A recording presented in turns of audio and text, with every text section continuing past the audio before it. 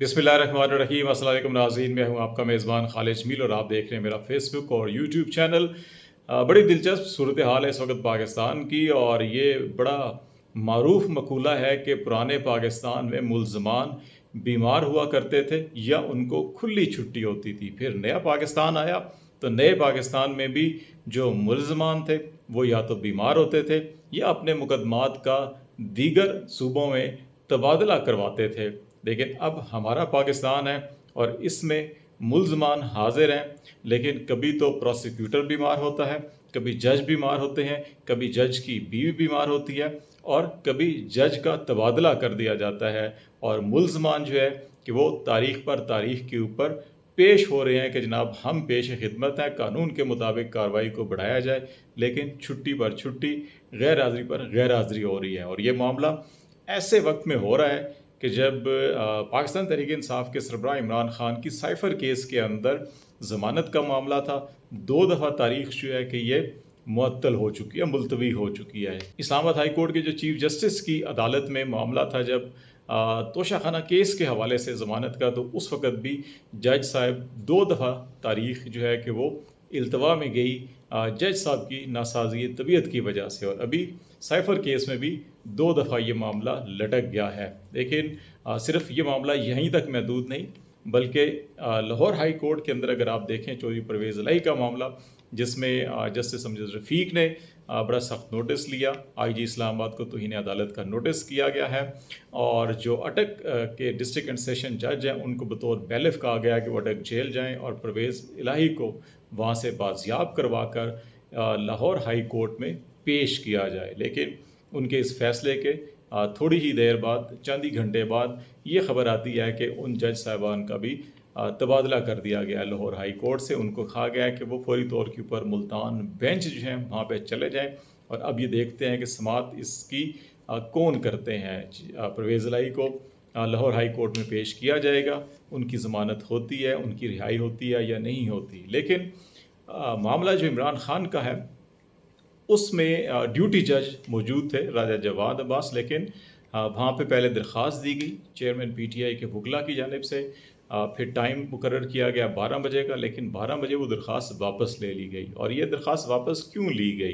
क्या आज अगर ड्यूटी जज ये वही हैं जिन्होंने इंसदाद दहशतगर्दी के मुकदमात में 5 मुकदमात में इमरान खान की ज़मानत मंजूर की थी, जिसके बाद इनका तबादला कर दिया गया था। फिर इनकी जगह जो है कि अभी जो मौजूदा जज साहब हैं अबुल हसनात ज़ुल्करनैन, इनको तैनात किया गया था।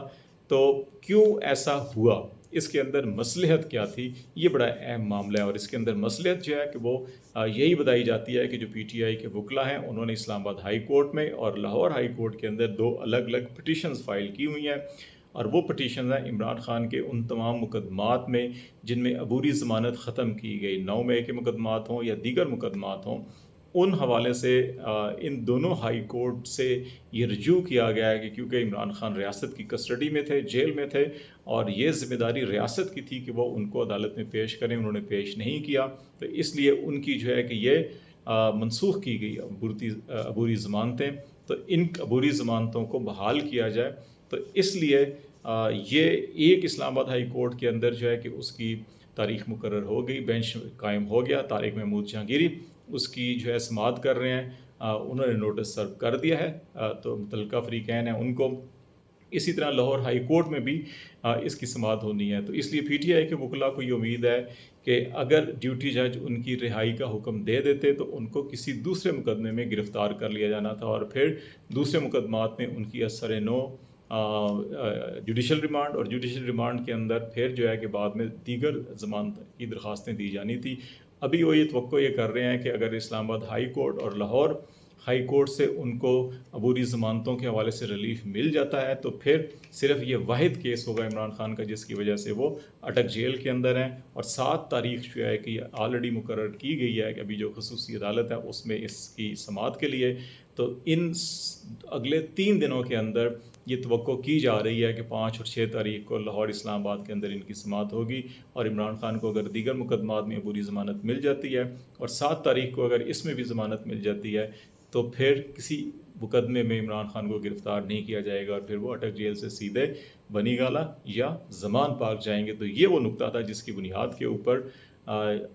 ڈیوٹی جج کی عدالت سے درخواست لی گئی، اور پھر اس کے اوپر چیئرمین پی ٹی آئی کے دستخط بھی نہیں تھے اول تو وہ کیس خصوصی عدالت سے بھی یہاں سے منتقل ہو جاتا تو آلریڈی وہ درخواست تھی، وہ اتنا بڑا ٹیکنیکل مسئلہ نہیں تھا، لیکن ایک یہ بڑی وجہ بتائی جا رہی ہے۔ دوسرا معاملہ جو ہے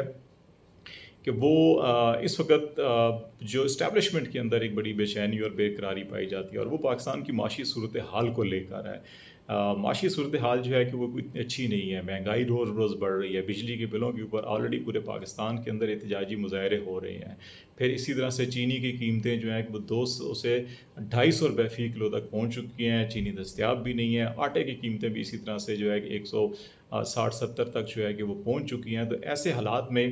آئی ایم ایف جو ہے وہ ریلیف دینے کے لیے تیار نہیں ہے۔ وزارت خزانہ نے ایک پیکیج دیا تھا، لیکن اس کو انہوں نے یہ کہہ کر کہ جو وزارت خزانہ نے اسیسمنٹ کی ہے وہ ٹھیک نہیں ہے، اور اس کا امپیکٹ 6.5 ارب نہیں بلکہ 15 ارب روپے ہوگا، تو اس لیے اس کی نئی اسیسمنٹ کر کے بھیجی جائے، اور نئی اسیسمنٹ ابھی وزارت توانائی کرے گی، وزارت خزانہ کرے گی، اور پھر وہ پیش کیا جائے گا تو دوبارہ مذاکرات ہوں گے، دوبارہ ریویو ہوگا۔ تو اس لیے سر دست کوئی عوام کو ریلیف ملنے کی توقع نہیں ہے۔ تو ایسے حالات کے اندر جو چینی ہے اس کی قیمتیں خاص طور کے اوپر بہت زیادہ آسمان کو چھو چکی ہیں، اور اس میں جو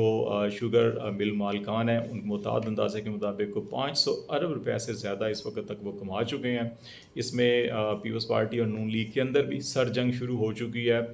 نون لیگ کے احسن اقبال نے کہا جی کہ چینی جو ہے کہ 2.5 لاکھ ٹن جو ایکسپورٹ ہوئی وہ وزارت تجارت کی منظوری سے اسمبلی سے ہوتا ہے، اور وہاں تو نوید قمر بیٹھے تھے، تو پیپلز پارٹی کا یہ فیصلہ تھا، تو نون لیگ کیسے ذمہ دار ہو سکتی ہے؟ تاج حیدر صاحب نے اس کے جواب میں یہ کہا کہ اگر نوید قمر نے کسی چیز کی اسمبلی کی منظوری کروائی ہے تو وہ پاکستان کو اس کے معادلے میں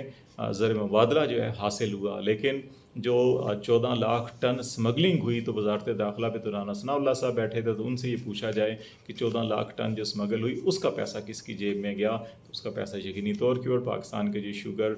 مافیا ہے، اس میں بہت سے لوگوں کو پتہ ہے، اس میں شریف فیملی بھی ہے، چودھری فیملی بھی ہے، زرداری فیملی بھی ہے، ہمایوں اختر فیملی ہے، سیف اللہ فیملی ہے، پھر اس کے اندر جو ہے کہ استحکام پاکستان سے تعلق رکھنے والے جہانگیر ترین، ان کی سب سے بڑا شیئر ان کا ہے۔ تو یہ سارے لوگ تو اس وقت اسٹیبلشمنٹ کے ساتھ کھڑے ہیں، تو ان کو کہا جا رہا ہے کہ فائدہ پہنچانے کے لیے پولیٹیکلی بھی اور فائنینشلی بھی یہ سب کچھ کیا گیا، اور ایک دو پھر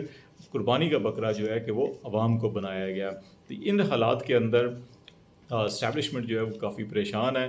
پچھلے 2 دنوں کے اندر کہا جا رہا ہے جی کہ آرمی چیف نے کراچی اور لاہور کے اندر صنعت کاروں اور تاجروں سے ملاقات کی ہے، اور اس وقت انٹرنیشنلی پاکستان کو کوئی بڑی انویسٹمنٹ نہیں آ رہی، تو اس وقت جو ہے کہ تاجروں سے، صنعت کاروں سے ریکویسٹ کی جا رہی ہے کہ وہ اپنی جو بیرونی ملک سرمایہ ہے یا اپنے تعلقات ہیں یا جوائنٹ وینچر کریں، اور پاکستان کے اندر 25 ارب ڈالر دونوں شہروں میں ریکویسٹ کی گئی جی کہ آپ کو سرمایہ کاری لے کر آئیں، لیکن یہ ان صنعت کاروں سے ریکویسٹ کی جا رہی ہے کہ جو پچھلے 1-2 سال سے پاکستان کے معاشی حالات ہیں، پالیسیز ہیں، ان سے تنگ آ کر یہاں سے سرمایہ منتقل کر رہے ہیں۔ تو اگر پاکستان کے حالات ایسے ہی ہیں، الیکشن کب ہونے ہیں، کوئی غیر یقینی صورتحال ہے، تو یہ وہی صنعت کار کیوں کسی کے کہنے کے اوپر اپنا سرمایہ جو ہے کہ واپس لے کر آئیں گے یا کسی اور کو ترغیب دیں گے، کہ جب پاکستان کی اپنی پولیٹیکل لیڈرشپ، چاہے وہ زرداری صاحب ہیں، نواز شریف صاحب ہیں یا باقی لوگ ہیں جنہوں نے کثیر زر مبادلہ بیرون ملک منتقل کیا، وہ واپس لانے کے لیے تیار نہیں، لیکن صنعت کاروں کو کہا جاتا ہے کہ وہ رسک لیں۔ اس لیے جو ہے کہ یہ ایک بے چینی بڑھتی جا رہی ہے، اور دوسری طرف جو ہے کہ یہ بغیر عمران خان کے اس سسٹم میں آئے معاملات سدھرتے ہوئے دکھائی نہیں دے رہے۔ تو اس لیے جو لیگل ٹیم ہے پی ٹی آئی کی، وہ بھی ہوپ فل ہے کہ اگلے آنے والے دنوں کے اندر کچھ نہ کچھ خان صاحب کو ریلیف مل سکتا ہے، لیکن یہ سارا کا سارا ڈیپینڈ کرتا ہے کہ پولیٹیکلی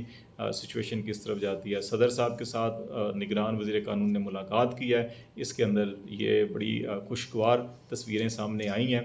لیکن صدر صاحب نے کہا جی کہ آئین کی روح کے مطابق عمل کیا جائے۔ نگران وزیر اعظم کہتے ہیں کہ سپریم کورٹ کے فیصلوں کے اوپر عمل درآمد کیا جائے گا، یہ سوچا بھی نہیں جا سکتا کہ ان سے روگردانی کی جائے، لیکن 90 دن کے اندر الیکشن کے حوالے سے کوئی ٹھوس چیز ابھی تک سامنے نہیں آئی۔ اسی لیے جو ہے کہ